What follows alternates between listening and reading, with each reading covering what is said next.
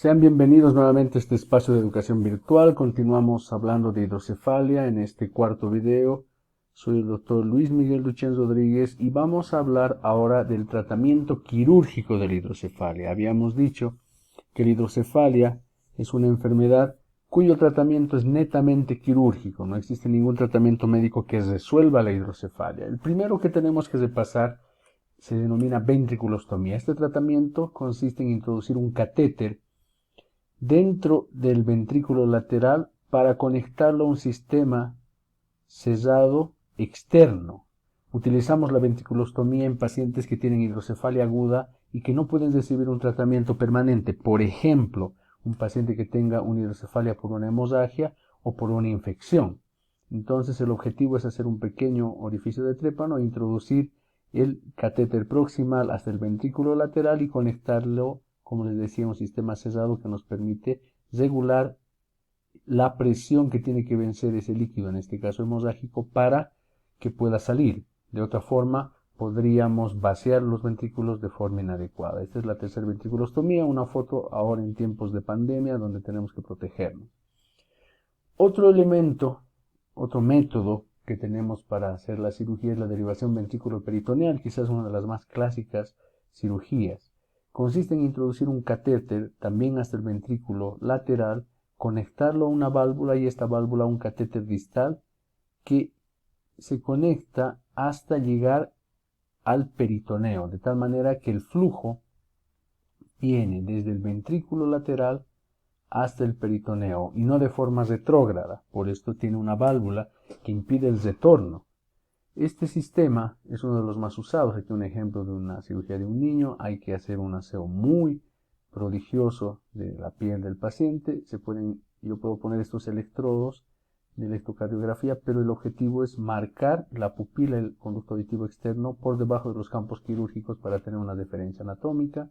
Marcamos las áreas de incisión, hacemos la preparación de los campos, colocamos incluso el Jovan, que es una celulosa que nos impide tocar la piel durante la cirugía, hacemos una incisión en el cráneo, una pequeña craneotomía, exponemos la dura madre, la electrocoagulamos y con este instrumento tunelizamos el paso del catéter distal desde el cráneo hasta el abdomen, donde se abre el peritoneo y nos permite, como les decía, pasar este catéter desde el cráneo hasta el abdomen. Este es el momento en que introducimos el catéter proximal, que es el catéter que va hasta el ventrículo lateral, tiene las fenestras, tiene un sistema que nos permite medir y no introducir más allá de lo necesario. Manipulamos con mucho cuidado, incluso con pinzas que están protegidas. Una vez que el catéter está dentro del ventrículo, se conecta a la válvula. Este tipo de válvula tiene un ingreso que se conecta bien y se asegura, y luego una salida hacia hacia el catéter distal que va a terminar en el peritoneo. Obviamente luego se cierra. Verificamos, por supuesto, el funcionamiento adecuado con la salida del líquido cefalorraquídeo por el catéter distal. Una vez que ya está todo en su sitio, cerramos la piel, introducimos en el peritoneo y el paciente termina con dos heridas o en el adulto con una pequeña herida a este nivel. La derivación ventriculateral es otro método que tiene el mismo sentido, es decir, conectar un catéter que llega desde el ventrículo hasta la válvula, pero esta vez el catéter distal se introduce hasta la aurícula. Esta es una derivación que se tiene que utilizar cuando es imposible llevar el catéter distal hacia el abdomen, por ejemplo, pacientes que han tenido cirugías abdominales repetitivas. Otra que se utiliza muy poco es la derivación lumboperitoneal, que permite conectar el espacio subaracnoideo a nivel lumbar con el peritoneo. Tiene el gran problema de que puede haber hiperperfusión, puede ser fístula, aracnoiditis, y realmente yo la verdad ya no lo utilizo.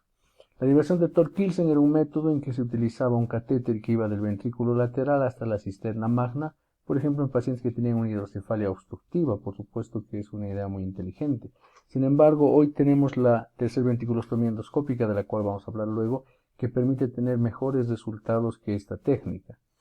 Precisamente la tercera ventriculostomía endoscópica es un método en que se introduce un endoscopio para hacer un nuevo camino. Este es un paciente que tiene en el esquema un tumor que bloquea el paso desde el tercer ventrículo hasta el acueducto de Silvio. Entonces este método lo que permite es hacer un nuevo camino. Aquí está el esquema, aquí tenemos el tumor que impide el paso del tercer ventrículo hasta el acueducto de Silvio. Entonces, generando una ostomía, se logra comunicar el tercer ventrículo con la cisterna prepontina. En otras palabras, se logra generar un nuevo camino que permita restablecer el flujo del líquido cefalosaquídeo. Cuando se hace esta cirugía, se introduce el endoscopio hasta el tercer ventrículo y se observan estructuras como los cuerpos mamilares, el infundibulum, y aquí es donde tenemos que hacer la fenestra, la ostomía. Al romper el piso del tercer ventrículo se puede observar esta membrana que es la del ílex y la arteria basilar. Es un ejemplo de un caso en que se usa esto, un lactante que tiene abombada la fontanela, tiene una hidrocefalia triventricular con una estenosis del acueducto de Silvio, pero dilatación de los ventrículos laterales y del tercer ventrículo. Esta es la imagen transoperatoria, aquí está el agujero de Monro. Ya dentro, aquí vemos a los cuerpos mamilares, el acueducto de Silvio cerrado, y una vez que se hizo la fenestra se puede ver la arteria basilar y la membrana del ílex. Esta es la forma en cómo se hace. Aquí se está introduciendo el catéter de Fogarty para romper el piso del tercer ventrículo y se infla el mismo para ampliar la ostomía. El objetivo es garantizar el flujo del líquido cefalosaquídeo. Vean, aquí están los cuerpos mamilares, uno y otro. Aquí hemos acercado la cámara para que puedan ver cómo este movimiento, que se parece al movimiento de una boca de pescado, nos confirma que el flujo del líquido cefalosaquídeo está presente. Entonces, esta ostomía logra restablecer un nuevo flujo que permite que el paciente ya no tenga la hidrocefalia y pueda tener un resultado clínico como el que ustedes están viendo, sin necesidad de tener una derivación con un drenaje con catéteres. La desventaja de la derivación ventriculoperitoneal es que ese catéter que ponemos se puede obstruir, se puede acodar, se puede infectar. En cambio, las posibilidades de complicaciones son mucho menores, el tiempo quirúrgico es menor y por supuesto que la evolución clínica al final tiene ventajas. Este es otro caso de un paciente que tiene un quiste intraventricular. Noten ustedes que ya había sido operado en varias oportunidades. Tenía 4 válvulas de derivación ventriculoperitoneal, pero no se había identificado esta imagen, aunque había dilatación. La resonancia, por supuesto, nos permite observar la presencia de una imagen quística. No es muy clara, la verdad, pero buscando uno puede encontrar la etiología y por lo tanto actuar en consecuencia. Entonces voy a mostrarles, aquí está la imagen del transoperatorio. Vean, aquí está el quiste de cisticerco dentro del ventrículo, que por supuesto con una pinza puede ser retirado con total seguridad.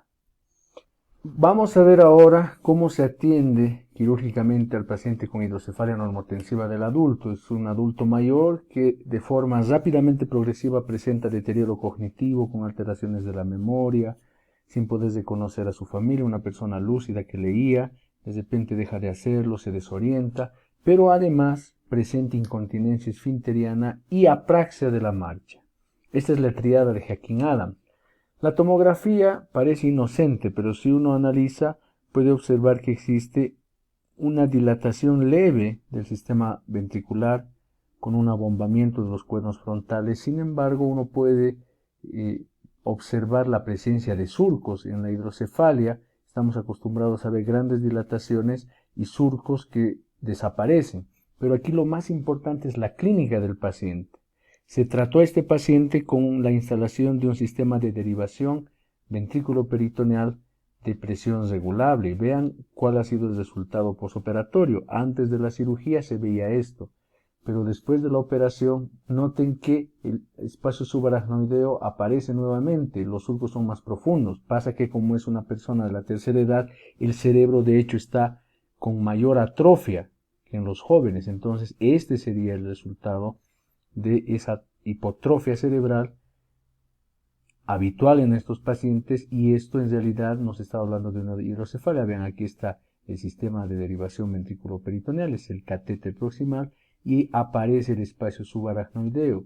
Entonces aquí lo más importante es la clínica del paciente. Acá podemos observar la válvula colocada y tiene un dispositivo que ustedes pueden observar, nos puede señalar cuál es la presión que nosotros estamos poniendo que tenga de resistencia ese sistema.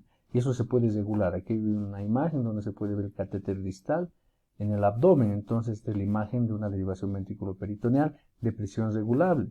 Entonces, la forma que tenemos nosotros para cambiar es por un sistema magnético que se pone al lado de la válvula y se puede cambiar para mayor o menor presión. En la hidrocefalia multiseptada, que habíamos hablado, el objetivo es comunicar la mayor cantidad de cavidades posibles para colocar una mínima cantidad de catéteres, ya sea por craniotomía o por endoscopía. Esta es una técnica abierta, donde sensiblemente había que generar corticotomías amplias, muy traumáticas y secuelares para el paciente. Este es un caso de una paciente con hidrocefalia multiseptada. Y vean que lo que se hizo es un tratamiento endoscópico. Se pudo observar la presencia de estos tabiques, estas adherencias, y el objetivo es comunicar todos estos espacios a través de ostomías, es decir, haciendo perforaciones en los tabiques y ampliando esas perforaciones con el catéter de Fogarty que ya habíamos visto antes.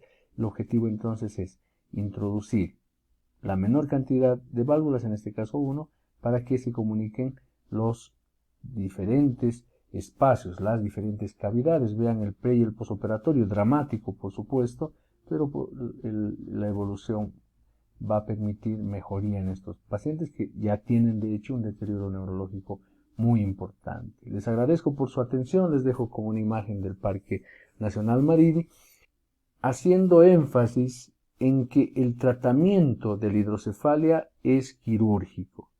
El tratamiento médico no resuelve la hidrocefalia. Se pueden administrar diuréticos solamente con el objetivo de dar tiempo al paciente a tener todo lo necesario para una cirugía, por ejemplo, conseguir la válvula necesaria o el equipamiento para hacer una tercera ventriculostomía endoscópica, de tal manera que cuando se tiene una hidrocefalia siempre se tiene que derivar el caso a un neurocirujano. Espero que haya sido de utilidad. Nos vemos en los siguientes videos.